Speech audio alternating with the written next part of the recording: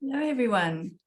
No matter where you are in the world, in almost 3 hours, it will have been, in almost 3 hours ago, and on the hour, so it's almost 12 o'clock here, 12:05, it will have been 3 hours since the peak of the new moon. So almost 3 hours ago for all of you was the peak of the new moon at this time of recording. What on earth has that got to do with your chronic fatigue, your burnout, and even your anxiety? The thing is that we are actually deeply and intimately connected to nature and to nature's cycles and rhythms. This includes the moon, it includes the seasons, it includes the daily circadian rhythm. And for those who menstruate, it includes the menstrual cycle. Sadly, we've become very, very disconnected from both our bodies and from nature. So we also have disconnected from the cues that our bodies give us and that nature gives us around when it's time to be in go and creative active mode and when it's time to be resting and still.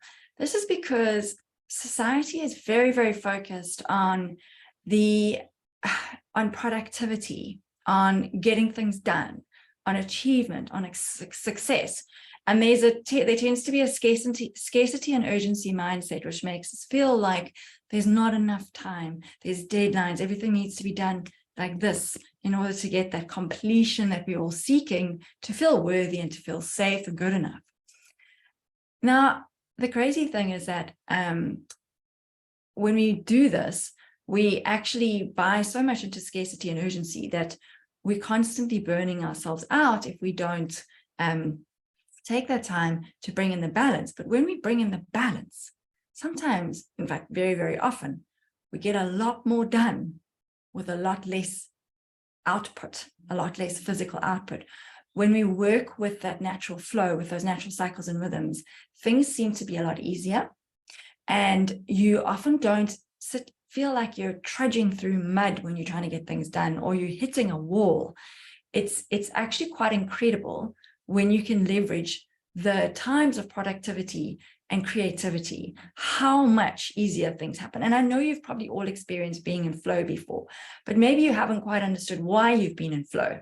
So just to put it all in a nutshell really, really quickly, is that there are 4 phases within all of these natural cycles. Those 4 phases, and I'm going to use the seasons to kind of give you the quality of those 4 phases. So if you think of autumn let me give you the 4 phases. So you've got your menstrual cycle, which is menstruation, follicular phase, ovulation phase, and the luteal phase. You've got your winter, spring, summer, autumn. You've got the new moon, the waxing moon, full moon, waning moon, and then you've got midnight to 6 a.m., 6 a.m. to midday, midday to 6 p.m., 6 p.m. to midnight. These all, in the order that I've just put them, they all run through the qualities of winter, spring, summer, and autumn. Or it's like a little seed that's in the soil that begins to poke out the soil as a shoot that then blossoms and becomes a beautiful flower and then begins to die and return to seed again. Now, nature does not fight this. Nature doesn't resist these phases that are so natural and normal and necessary. We need the light for the dark. We need that time of the seed resting in the soil, being fed and nourished, creating solid roots before it can grow into this blossoming, blooming, radiant flower. We all want to be radiant, but we haven't created our root system. And then we don't look after our root system either. Okay, so if you think of the energy of winter and autumn, it's dark, cold. There's a tendency to go inwards and hibernate and not really want to necessarily socialize as much. And this quality is very feminine. And when I say feminine, we all have within us the masculine and feminine energy. It's not a gender-based quality. It's just an explanation of the darker, more embodied energy versus the lighter, out there in action energy, which is more masculine. So summer and spring are more masculine. So within every cycle, the menstrual, the lunar, the seasons, and the circadian rhythm, there are 2 phases where ideally your body is asking you to go inwards to rest, and where if you do so, you will leverage that to the point where it serves you so much better, so that in those phases when you can be creative and productive, you can think with clarity, you are visible, you are attractive, those will be so much more easier and more successful, if you wish, for, I don't like that word, it's not the best word I'm looking for here, but it will, they will have more impact in those cycles if you honor the darker times, the more feminine times. But we don't, we resist it. Society resists it. Do you know that bodies that have male hormones work on their hormones work on the same as a 24-hour circadian rhythm, where they reset every 24 hours. So it's, your work day is based on that. 9 to 5, and then the next day start over again, and you should be able to you should be able to produce in exactly the same way as you did the day before, and again and again and again. Bodies that have female hormones or women's hormones they have a very different cycle, right? It's equivalent to the hormones that you'd have in a menstrual cycle, and so we can't always be in productivity the same way every day. Okay, and even men or bodies that have male hormones are, and women's bodies that are no longer menstruating are impacted by the lunar cycle and by the seasons. When we learn, like I say, to honor these, we can give ourselves permission to rest when rest is needed, and you will find that those times of being productive, being active, are so much easier. There's so much more flow. This is one of the things that I teach in my Rooted membership, which I've just opened for enrollment, and it's closing again on Sunday, and we'll be starting up in March with the next round.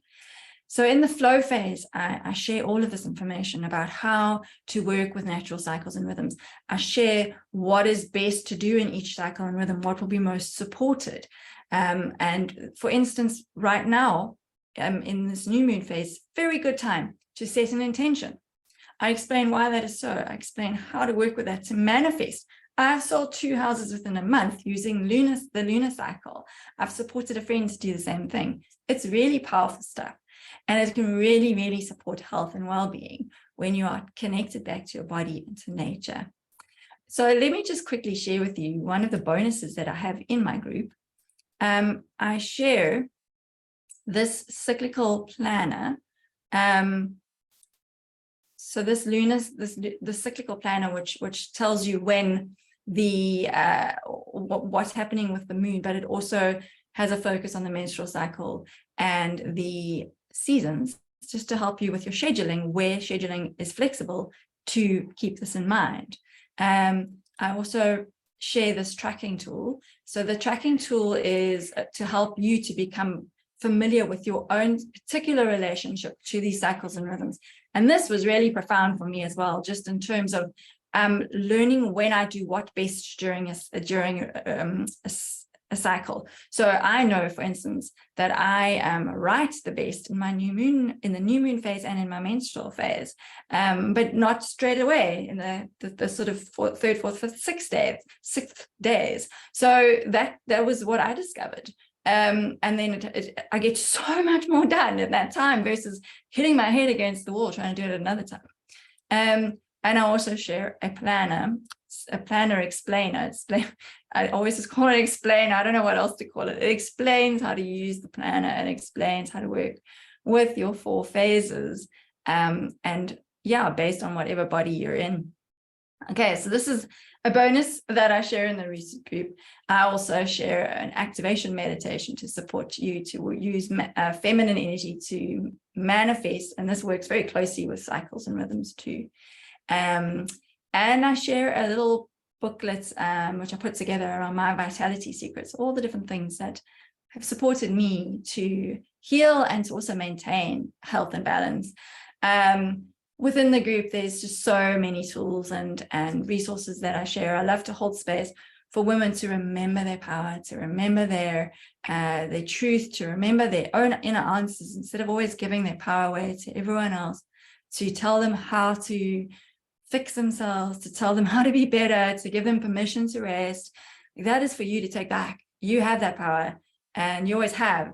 It's just been forgotten. And that's why there's burnout. And in fact, your burnout and your chronic fatigue, chronic overwhelm is actually very often the invitation to remember all of that and to come back to that version of you that you are. And I see this happening with the women in the group, and it's just so beautiful to watch. And I'd love you to be part of this. If you feel called to do so, you just have to sign up month by month. So maybe see how the first month goes, and you can see if it resonates or not. But you are so welcome to join. And the link is down below in the description. And let me know if you've got any questions at all. I'd gladly answer those for you. All right.